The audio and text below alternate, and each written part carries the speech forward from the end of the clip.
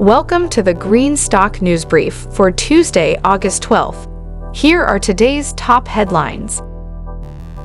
Ford has introduced its universal EV platform and production system, combining its century of manufacturing expertise with California-based innovation to create a flexible, efficient, and affordable electric vehicle lineup, starting with a midsize pickup launching in 2027.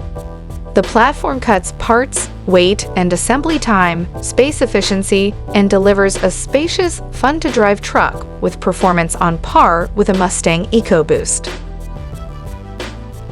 Oklo and Lightbridge signed a memorandum of understanding to explore co-locating a Lightbridge fuel fabrication facility within Oklo's planned advanced fuel manufacturing site, aiming to accelerate commercialization of advanced nuclear fuels.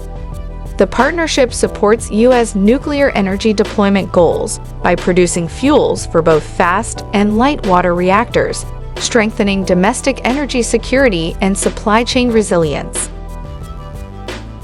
Redwire has released Acorn 2.0, an advanced modeling and simulation software designed to accelerate mission concept development and analysis.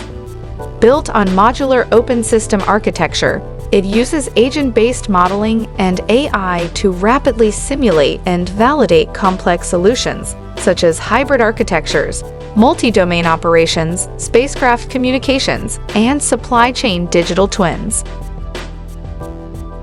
Pony.ai reported mass production of its Gen 7 robotaxi models, with over 200 units built toward a 1,000 vehicle target by year-end, expanding fully driverless operations across all 4 Tier 1 Chinese cities and surpassing 2 million autonomous kilometers driven. The company grew fare charging revenues through wider service coverage, 24/7 operations in select cities, and a strategic deal to deploy over 1,000 robotaxis in the coming years.